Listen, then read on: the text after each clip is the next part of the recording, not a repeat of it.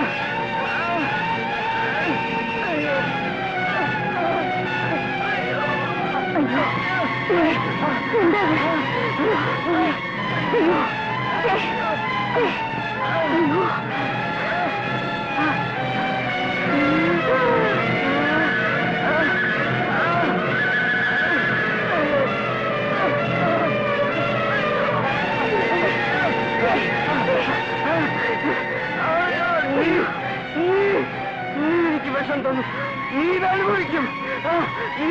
നീ എനിക്ക് വിഷം തന്നു. അവിടുന്ന്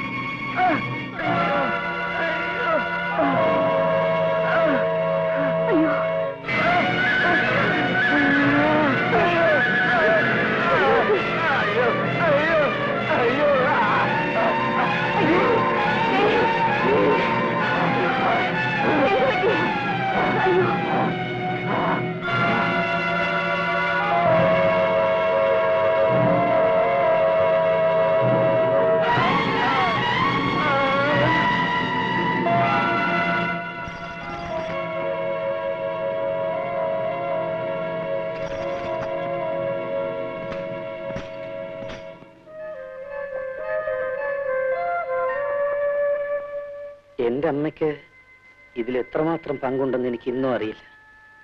ആളുകൾ പലതും പറഞ്ഞു. എനിക്ക് എങ്ങനെ എന്റെ അമ്മയോട് മിണ്ടാൻ കഴിയും? എങ്ങനെ സ്ത്രീകളെ ബഹുമാനിക്കാൻ കഴിയും? അതും പറഞ്ഞ് മനസ്സ് വിഷമിപ്പിക്കാതെ വരൂ, നമുക്കതൊക്കെ നോക്കാം. അതൊക്കെ നാളെ. ഇത് എന്താ പണി? വരൂ.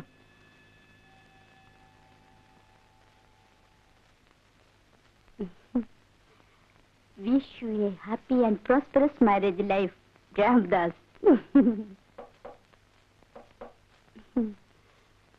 ഞാൻ പോയി നോക്കാം.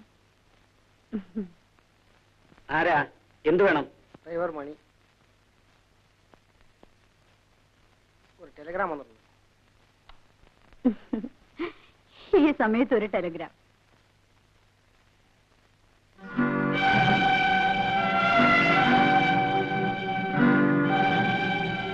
ആരാണ് ഇന്ദിര? ഇന്ദിര ആരാണ്? ആ ടെലിഗ്രാം വരൂ. ഹസൻ എന്നൊരു ഫ്രണ്ട് ഉണ്ടോ? ക്രോസ് ചെയ്യുന്ന എനിക്കിഷ്ടമല്ല. ആ ടെലിഗ്രാം തരാൻ.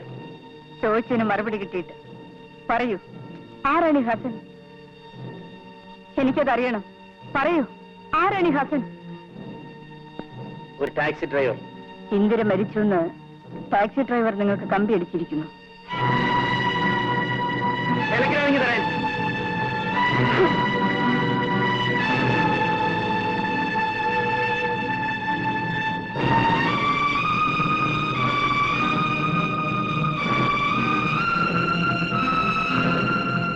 പെൺകുട്ടിയുടെ മരണവും നിങ്ങളും തമ്മിൽ എന്താ ബന്ധം? പറയൂ, എനിക്കതറിയണം. അറിഞ്ഞേ തീരൂ. അതെ, എനിക്കതറിയണം. ഞാൻ അവൾക്ക് അബോർഷന് മരുന്ന് കൊടുത്തു. അവളത് കഴിച്ചു, മരിച്ചു.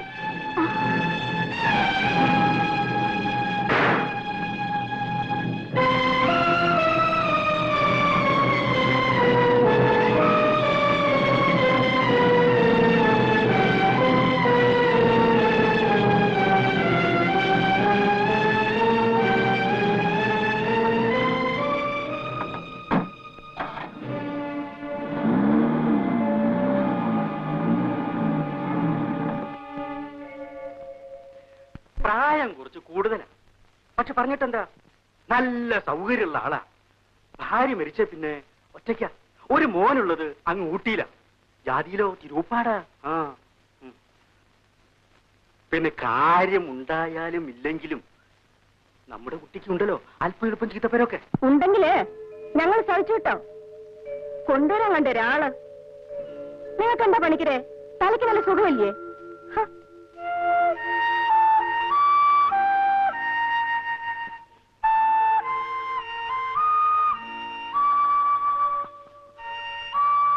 തിരുമുൽപ്പാടിന് വരാൻ പറയൂ, എനിക്കൊന്ന് കാണണം.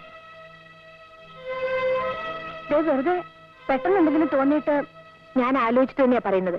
പണിക്കരേട്ടൻ ഞാൻ പറയുന്നത് കേട്ടാ മതി. ശരി, ഞാൻ കൊണ്ടുവരാം. പഠിപ്പ് പൂർത്തിയാക്കാൻ കഴിഞ്ഞില്ല അല്ലേ? ഇല്ല. ഒരു കുട്ടിയുള്ളോ? അതെ, അവൻ ഊട്ടിയില്ല. അവധിക്ക് മാത്രമേ ഇവിടെ വരൂ. ഇപ്പോൾ എത്ര വയസ്സായി? കുറച്ചായി. I am 50. 50. അയ്യോ, ഞാൻ ചോദിച്ചതേ മകന്റെ പ്രായവാ. അതെയോ? അവനിപ്പോ 15 കഴിഞ്ഞു. ഓ, എന്നെക്കാൾ 5 വയസ്സ് എളുപ്പമേ ഉള്ളൂ. അതെ, യു ആർ ടു യങ്. ഞാൻ ഉദ്ദേശിച്ചത് യു സി, ഈ രണ്ടാം വിവാഹം എന്നത് വലിയൊരു പ്രോബ്ലം തന്നെ. വയസ്സൊക്കുമ്പം ആളൊക്കില്ല, ആളൊക്കുമ്പം വയസ്സൊക്കില്ല. അതെ അതെ, എനിക്കറിയാം. ഇവിടെ ഞങ്ങളുടെ ലക്ഷ്മി അടുത്തേക്കും ഇതേ പ്രോബ്ലം തന്നെയാ. അമ്മയ്ക്ക് എപ്പോഴും ആ വിചാരമേ ഉള്ളൂ. ഞാൻ കാണേണ്ടിയിരുന്നത് അവരെയായിരുന്നു. കുട്ടിയുടെ ഇപ്പറഞ്ഞ ലക്ഷ്മിയേട്ടത്തി ഇപ്പോൾ ഇവിടെ ഇല്ലേ? ഞാൻ ഇപ്പൊ വിളിച്ചോണ്ട് വരാം. ലക്ഷ്മിയെടുത്തി, ലക്ഷ്മിയെടുത്തി, വാ ലക്ഷ്മിയെടുത്തി. ഇല്ല, സാധ്യമല്ല. എന്താ കുട്ടി ഇത്? ദേ പറഞ്ഞേക്കാം, വെറുതെ എന്തെങ്കിലും പറഞ്ഞാൽ ഞാനാവും തിരുമുൽപ്പാട്ടിന്റെ ഭാര്യ. കല്യാണി ഒന്നും പറയണ്ട, ഞാൻ അറിഞ്ഞുകൊണ്ട് തന്നെ അയാളോട് വരാൻ പറഞ്ഞത്. വാ ലക്ഷ്മിയെടുത്തി, ഒന്ന് വരാൻ. വേണ്ട കുട്ടി, നടക്കന്ന്.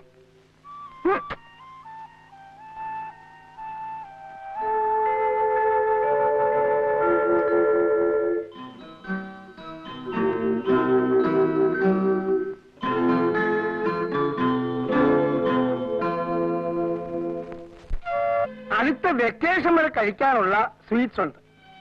സൂക്ഷിച്ചു വയ്ക്കുമോ അതോ ഫ്രണ്ട്സിന് വാരി വാരി കൊടുക്കുമോ? പെട്ടിയ സ്ഥലം കാണില്ല. അയ്യോ, അച്ഛൻ വലിയ സ്വീറ്റ്സ് എല്ലാം എന്ത് ചെയ്യും? എനിക്കറിയില്ല.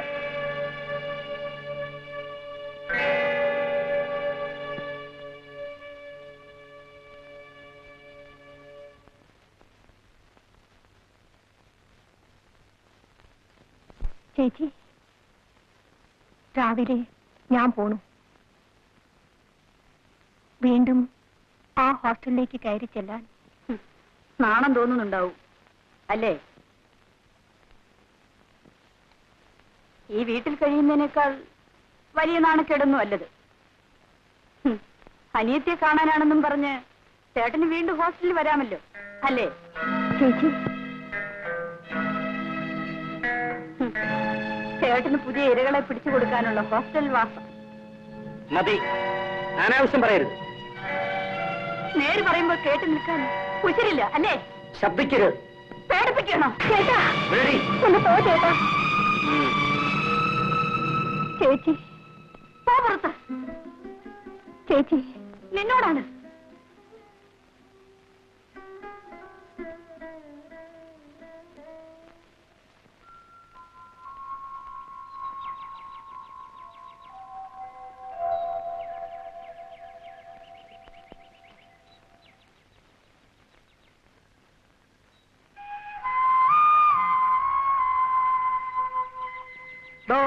കുട്ടിയുടെ പെട്ടിയും കിടക്കൊക്കെ വെച്ചിട്ടുണ്ടോ? മോള് പോയച്ചോ. അച്ഛൻ രാത്രി ഫോൺ ചെയ്യാം.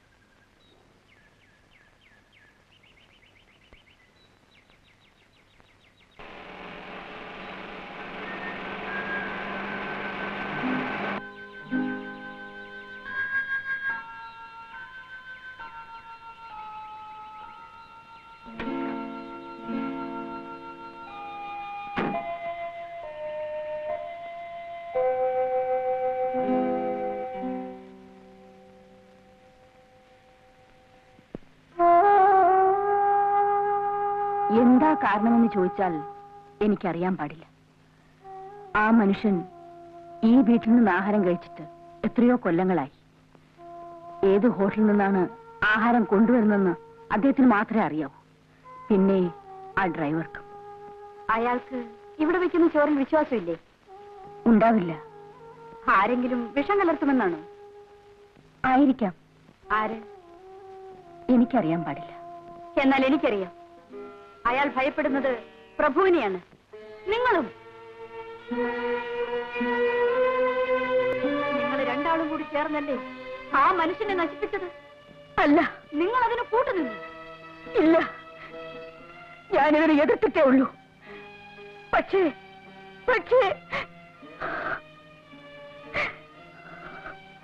ഞാൻ നിസ്സഹായായിരുന്നു കുട്ടി. ഞാൻ മനസ്സിലായില്ല. ഭർത്താവ് മരിച്ചതോടുകൂടി എനിക്ക് ആരും ഇല്ലാതെയായി. എനിക്ക് അയാളെ പേടിയായിരുന്നു. അതയാൾ മുതലെടുത്തു. അയാൾക്ക് വേണ്ടിയിരുന്നത് സ്വത്ത് മാത്രമായിരുന്നു. അതെനിക്ക് അന്ന് മനസ്സിലായിരുന്നില്ല.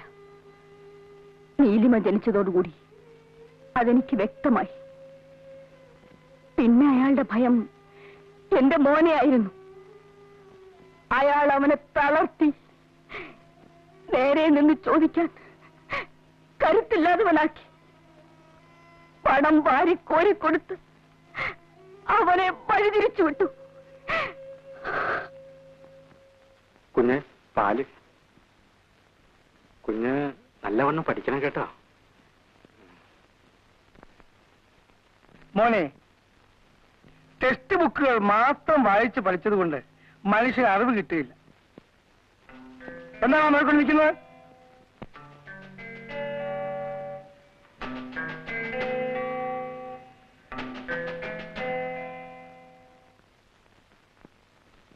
അങ്ങനെ എന്താണ്?